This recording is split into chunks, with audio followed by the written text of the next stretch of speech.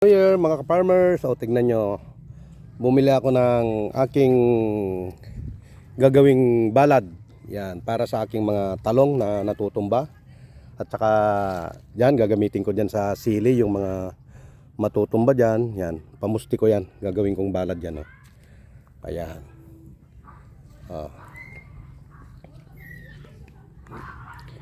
Yan, gagawin kong balad sa aking talong. Dito, tignan nyo mga ka-farmers, ang aking sari-saring tanim. Ayan. Gaya niyan, yan, ang dami ko yan, yung kalamansi na yan, ang daming bunga. Habang pinipitasan, dumadami rin ang bunga. Tignan nyo mga ka-farmers, lalaki ng mga bunga da ito. Tapos yan, nagpapanibagong bulaklak ulit. Ayan. Kahit yan, Ang sa kabila. Yan ang mga bunga. Wala yan.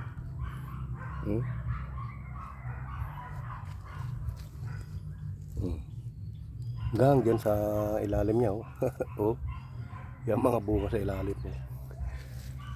Yan. Yan yung aking mga baboy dyan, Manganganak yung dalawa na yan by first week of February. Yan. Ito. So, itutur ko kayo sa aking small farm. Yan, mga ampalayan. Pinabayaan ko na kasi na-distract ako dyan dahil pinapasok ng ng manok pabo. Ayan, kaya malago na siya, Pero may mga bunga na siya dyan. Ayan, pinabayaan ko na.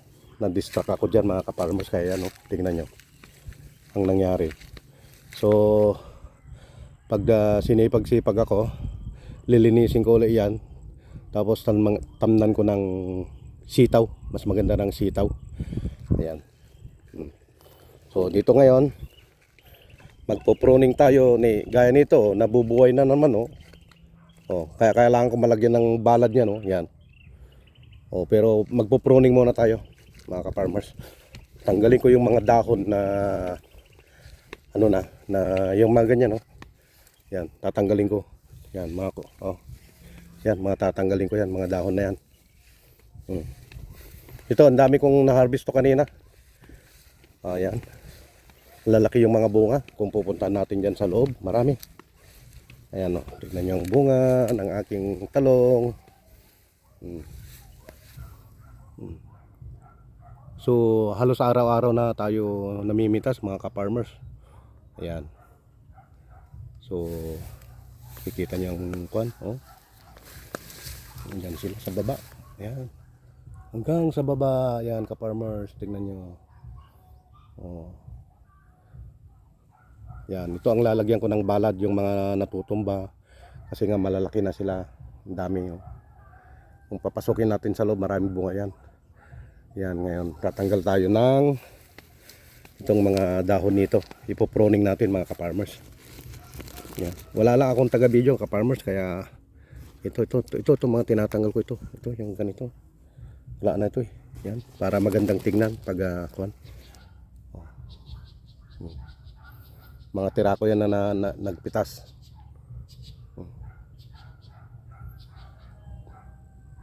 Yan.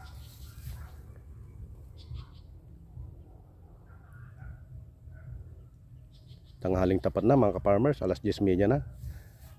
Kaya kahit mainit, ito pinagtsatsagang kong ipo-pruning dahil wala namang ginagawa. Nag-aantay na lang tayo ng bagong taon, bagong pag-asa. Ayan, bagong pakikibaka na naman tayo sa buhay. Kung ano man yung mga hinanakit natin itong 2023, ayan, magsalubungin natin ng 2024 para happy family, happy day. Yan. So may mga bad attitude tayo, medyo tanggalin na natin, kalimutan na natin para magpanibago tayo at laging manalig kay Lord, dahil walang imposible sa Kanya.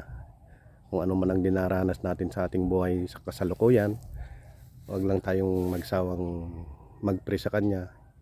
Kusa niyang ibibigay sa atin na hindi natin namamalayan. Nandyan na lang bigla. Yan. Oh, gaya niyan. Ito yung mga isa-isahin kong lalagyan ng balat. Yan, bawi-bawi tayo ngayon mga ka-farmers kasi sa palengke, 100 kilo ng talong. Pag binibenta naman ng aking kapatid, 70, 80. So depende yung klase. Total magaganda at saka bagong pitas, sariwa. Tsaka bihira ko gumamit ng kwan dito, pesticide. Karamihan dito organic ang ginagamit ko mga ka-farmers. Nag-spray ako, organic pa rin. So may mga ini-spray ako dito na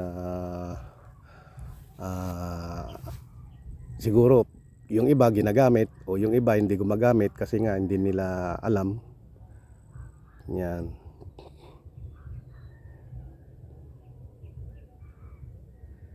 Hanggang doon sa taas.